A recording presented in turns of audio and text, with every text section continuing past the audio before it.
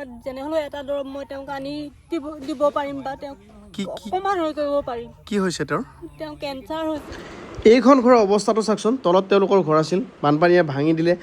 এই আইতাগৰাকীৰ ঘৰটো আছিল, এতিয়া তেওঁ আছে ৰেল লাইনত। গতিকে কিমান দুখ লগা এটা কথা। এতিয়া এনেকুৱা ঘৰ আমি অকণমান বনাই দিম, অলপ মেৰামতি কৰিম, দুই পদ বস্তু সোমাই দিম, তাৰ কাৰণে লাগিব আপোনালোকৰ সহায়। সেইবাবে বাৰে বাৰে ৰিকুৱেষ্ট কৰিছোঁ, যি পাৰে QR-খনত পঠিয়াই দিয়কচোন, যাতে তেওঁক অকণমান কিবা এটা আমি কৰি দিব পাৰোঁ। শিৱসাগৰ চহৰৰ এইখিনি জয়সাগৰ, এইটো মানে টাউনৰ ফালে সোমোৱা মেইন ৰাস্তা। আৰু মই এখন ঘৰৰ পৰিৱেশ এতিয়াও দেখুৱাইছোঁ, চাওকচোন। এইখন এখন ইয়ন গাড়ী দেখিছেনে? এখন ডুব গ'ল।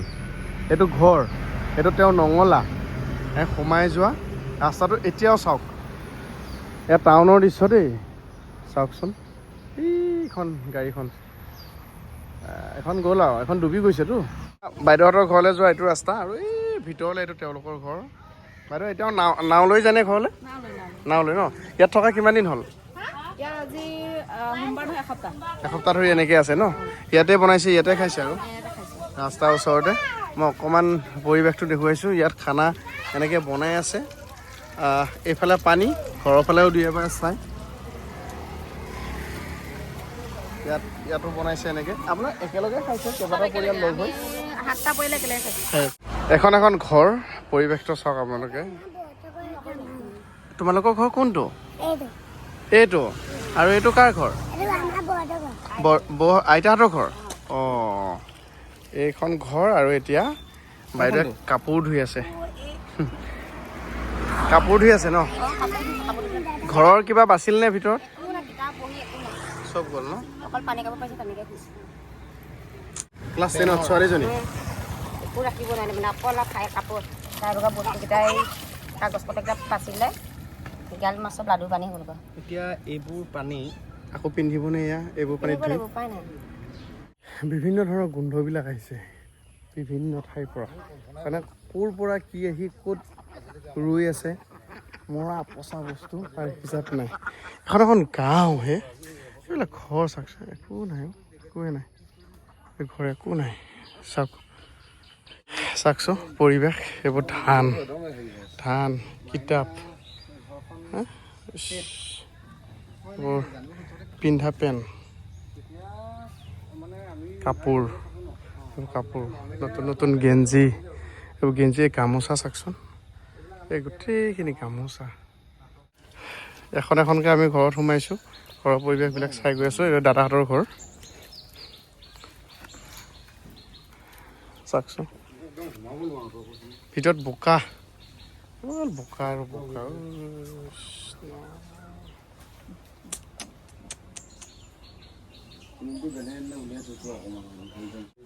সেই বোকা চাওক। নিজে যাবৰ কাৰণে এনেকৈ চাদৰ এখন বান্ধি দিছে। ঘৰৰ ভিতৰত বোকা চাওক বস্তু। চব গ'ল, ফ্ৰিজ, গডৰেজ, আকৌ চোফাৰ, মিচেপ, আলনা, ৰেক, বিচনা সমস্তই গ'ল। ধান চাউলৰ পৰা আদি কৰিতো এইবিলাক আছে, একোৱেই নাই।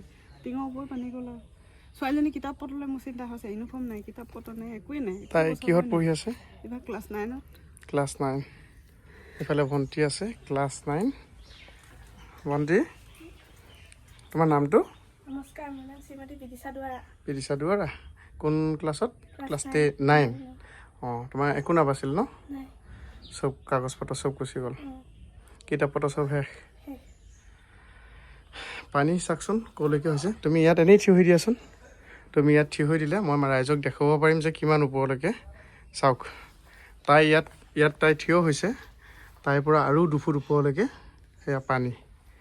ভাবক, একোৱে নাই আৰু চব বোকা আৰু বোকা। মানে কি ক'ম, তাৰমানে সেই গাঁওখনত আহিলে আপুনি যদি আহে, একেই পৰিৱেশ দেখা পাব। আজিৰ পৰা 15-20 দিন পিছত তেওঁ ধুই আছে, চাফা কৰি আছে। যেনিয়ে গৈছোঁ তেনিয়েই একেই পৰিৱেশ। কোনোবাই এনেকৈ উলিয়াই থৈ দিছে, কোনোবাই এনেকৈ থৈ দিছে। চাওক, বন্ধু ৰাতুলৰ একদম মোৰ বাল্য বন্ধু। আচ্ছা, এইটো ন? তাৰ ওচৰলৈ মানে এতিয়া মই কেনেকৈ যাওঁ, তাক মানে মোৰ লগ পাবলৈকে মানে হেৰি লাগিছে। ৰাতুল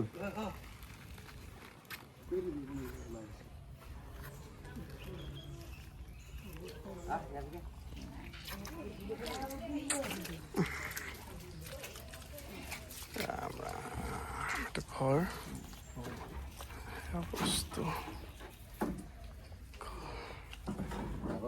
ঘৰ হৈ থকা নাই দেই একোৱেই নাই হা কলেজ ডকুমেণ্ট চব গ'ল চব গুচি গ'ল ন চব গ'ল পোত খাই গ'ল নে উঠি গ'ল কলেজ ডকুমেণ্টখিনি উঠি গ'ল যেন লাগিছে নাই পোৱা কাগজহে আৰু ইমান দিন পানী আছে সি হেৰি হৈ গ'ল আৰু দৰ্জাখন ভাঙি দিলেতো ভোটাৰ আৰু কথাটো হ'ল যে মানে মই বিশেষকৈ এইখন গাঁৱত সাংস্কৃতিকভাৱে আমি দুটা একেলগে বহুত দিন কাম কৰিছোঁ একেলগে পঢ়াটোতো পঢ়িছোৱেই একেলগে টিউশ্যন কৰিছোঁ খেলিছোঁ লাইনটোলৈ মানে মোক ইয়ে অনা মানুহ এই লাইনটোলৈ অনা সাংস্কৃতিক লাইন এতিয়া ইমানেই বেছি এক্টিভলি কাম কৰি থাকে কিন্তু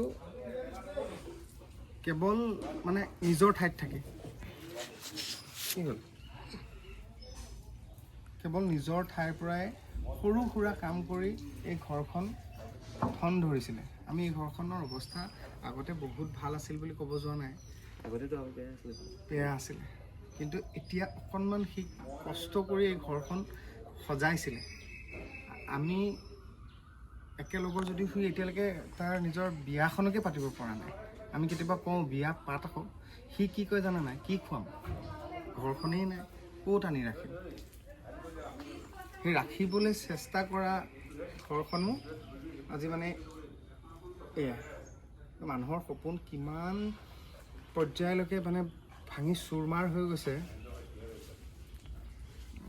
কিমান সময়ৰ ভিতৰত হৈছিলে পানী এইটো আপুনি 10 মিনিটৰ ভিতৰত আমাৰ এইডোখৰত হৈছে মানে 10 মিনিটৰ ভিতৰত ইমান পানী পাইছে একদম পটাপট বাঢ়িছে মানে মইতো কেনেৰকম বাচিছোঁ মই 2 মিনিটৰ ভিতৰতে বাচিছোঁ মই মানে আমি পিছফালেদি শ্বৰ্টকাট দি পিনে তেনেদৰে গৈছিলোঁগৈ ঘৰত এনেই কোন কোন আছে ঘৰত বৰ্তমান দেউতা মই আছিলোঁ সেইদিনাখনি এনাইহঁতৰ ঘৰ আগলৈ আছে এনাইহঁতৰ ঘৰত অলপ পানী হোৱা দেখি এনাই আৰু এমাহ সৰু মামী ছোৱালীজনী আহিছিলে অকণমানি ছোৱালী আহিছিলে তেওঁলোকে তেতিয়া পানী বাঢ়িলে নহয় মই অকণমানি ছোৱালীজনীক কাণত লৈছোঁ তাৰপিছত এনাই কেনেকৈ ধৰিছোঁ আৰু সিহঁতৰ ঘৰ বোৱাৰীজনী আছিলে আমি গোটেইকেইটা হাতত ধৰিকৈ মানে যেনে তেনে পাৰ হৈছোঁ মানে এটা কথা ক'ব গ'লে ওচৰত ট্ৰেইন লাইনটো আছিল কাৰণে এখন গাঁৱৰ বহুত মানুহ বাচিছে মানে এখন গাঁৱৰ ওখ জেগা অকণমান থাকি গ'ল আৰু ট্ৰেইন লাইন নথকা হ'লে ইয়াত মানুহ নাথাকে শেষ আৰু মানে ট্ৰেইন লাইনটো আৰু পাছলৈ কি আমাৰ যেতিয়া আৰু বাঢ়ি গৈ আছে পানীটো সেই আমাৰ ৰেল গেটৰ পৰা অকণমান আগলৈ 1.5 কিলোমিটাৰমান ট্ৰেইন আলি একদম খান্দি পিনে ট্ৰেইনৰ চিৰি তলেদি পানী গৈছে মানে সেইটোখিনি যোৱাৰ কাৰণেহে ইয়াত পানীটো কম মানে সেইটো আপোনাৰ বহুত অলপ দূৰ হ'ব যাব লাগিব ইয়াৰ পৰা হেৰি আকৌ এই জোলাপতি গাঁওখন পাৰ হৈ সেইটো কাৰণে এইফালে কমি অলপ হেৰি হ'ল সেইটো অকণমান মানুহখিনি তৎ পালে মানে নহ'লে চৰ্টৰ ওপৰত থকাখিনিও মানে যায়গৈ এনেকুৱা হয় মানে পাৰোঁ যদি বোকা আৰু বোকা মানে আমাৰ সাধাৰণতে পথাৰত যিটো বোকা থাকে তাতকৈও বেছি বোকা মানে ভিতৰলৈ মই নাযাওঁ কাৰণ ইয়াত বহুত ইয়াত খোজ কাঢ়োঁতে বহুত মানুহৰ ভৰি কাটিছে মানে ক'ৰ গ্লাছ ক'ত সোমাই আছে তাৰ হিচাপ নাই তেওঁলোকে এনেকৈ চাফা কৰি আছে বস্তু কাৰেণ্টটো আহিছে কাৰণে এতিয়া চাফা কৰিব পাৰিছে আৰু কিবাকে এইবোৰ ধানৰ বস্তা আছিল চাগে ধান ন হা তাকেতো এইবোৰ মানে বছৰটো খাম বুলি থৈ দিয়া ধান এতিয়া ভাবক বছৰটো এই মানুহখিনিয়ে কেনেকৈ খাব কি কৰিব সেইটো আপোনালোকে ভাবকচোন গাড়ী ইয়াতে পাৰ্কিঙতে আছিলে কিমানমান গাড়ী পূৰা হেৰি উপৰি দি গৈছে ন অঁ পানীৰ চিনটো এইটো অঁ আপুনি থিয় হৈ দিয়কচোন তেতিয়া গম পাই যাম কিমান ওপৰত চাওক এয়া চাওক ওলাই যাওঁতে ক'লৈকে ওলাই গৈছে কিবাকে চাওক গাড়ীখন একোৱে নাই কওকচোন এইখন তাক ইয়াত আছিল তাৰ পৰা উটুৱাই লৈ গৈছে প্ৰায় 25-30 ফুট উটুৱাই লৈ গৈছে পূৰা এফালে মানে বহুত ফুট হৈছিল বহুত ইমানখিনিলৈকে মই ছোৱালীজনী কাণত লৈ গৈছোঁ আৰু আপোনাৰ মানুহজনী কিবাকে মানুহজনী ইয়াত ৰুই দিলে হয় ইয়াৰ পৰা ৰুই এই ফেলি গৈ জিওৱা ভাঙি হয় এই চৰ্টৰ ওপৰত উঠিলেগৈ মানে চাটত উঠাৰ কাৰণেহে তাৰমানে পাণটো বাচিলে অকণ বাচিলেগৈ লগত আৰু এগৰাকী আছিলে মানুহ হয় দুইজনীকে বোলো এইফালে উঠি যা তেতিয়াহে তহঁতি বাচিবি। মানে শ্বটখন নথকা হ'লেও চাগে দিগদাৰ আছিলে। দিগদাৰ আছিল। হয় হয়।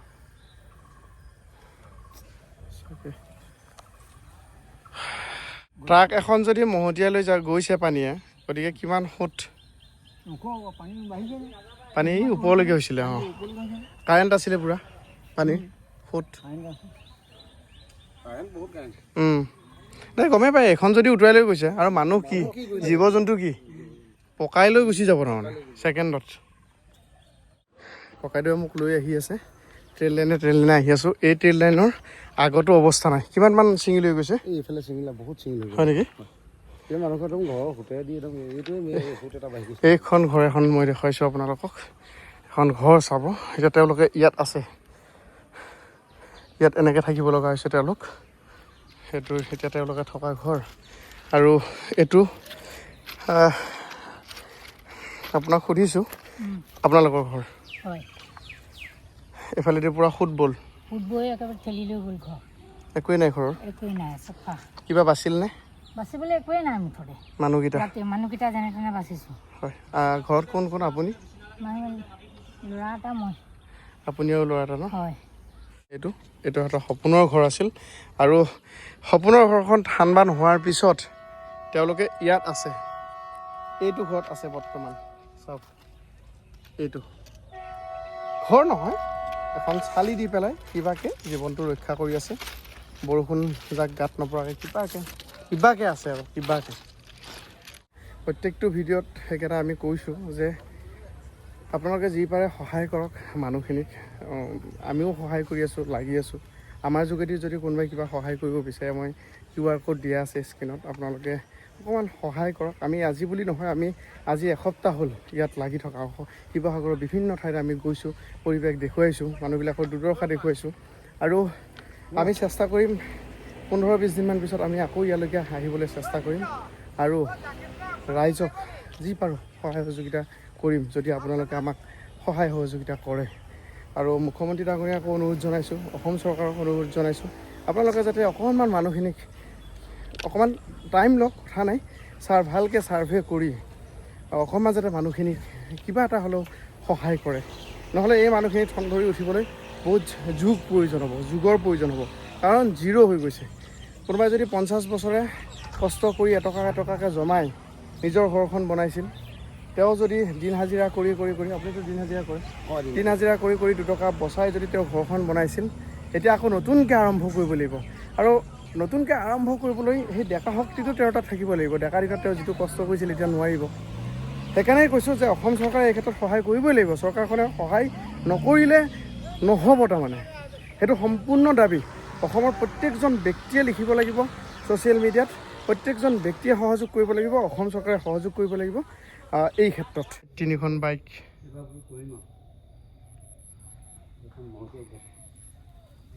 আজমল ফাউণ্ডেশ্যনৰ পৰা সাহাৰ্য দিয়া হৈছে, ৰাইজে লৈছে। ধন্যবাদ জনাইছোঁ আজমল ফাউণ্ডেশ্যনক। মোৰ লগত আমাৰ বন্ধু ঋতু আছে। দৰৱৰ কাৰণে এইখিনি দিয়া হৈছে, বহুত কিবা কিবি নোৱাৰোঁ। আৰু এইটো মানে মই দিয়া নহয়, মোক মানুহে দিছে, সেইটো আপোনাক দিছোঁ দেই, বেয়া চেয়া নাপাব। এইটোৱে আপুনি দৰৱ। মই কণ পইচা লৈ মই যেনে হ'লেও এটা দৰৱ মই তেওঁক আনি দিব পাৰিম বা তেওঁক অকণমান হেৰি কৰিব পাৰিম। কি হৈছে তেওঁৰ? তেওঁ কেঞ্চাৰ হৈছে। হয় নেকি? 2 বছৰ হ'ল। 2 বছৰ হ'ল। মই হোটেলত কাম কৰি পিনি ঘৰ চলাই আছিলোঁ। এতিয়া আকৌ এই বানে মই গোটেই অৱস্থা মানে হেৰি কৰি পেলালে। মোৰ ঘৰ দুৱাৰ ভিতৰত মানে একো বস্তুৱে নাই। ছোৱালী কলেজত পঢ়ি আছে, 5 বছৰীয়া ছোৱালী এজনী আছে। মই আপোনাক মানে হেৰি পৰা দিছিলোঁ। এতিয়া কথাটো হ'ল এই যে আপোনালোকে 1 টকা 2 টকা এনেকৈ যে পঠিয়াইছে, 100 টকা 50 টকা যি পঠিয়াইছে, এনেকুৱাকৈ অকণমান আমি গাঁৱে চুবুৰীয়ে সোমাই কাৰণো কি সমস্যা, কাৰণো কি প্ৰয়োজন আছে, তেনেকৈ অকণমান দিবলৈ চেষ্টা কৰিছোঁ। ঋতুৰ তাত অকণমান পইচা পঠাইছিলে, ঋতুৱেও দি আছে।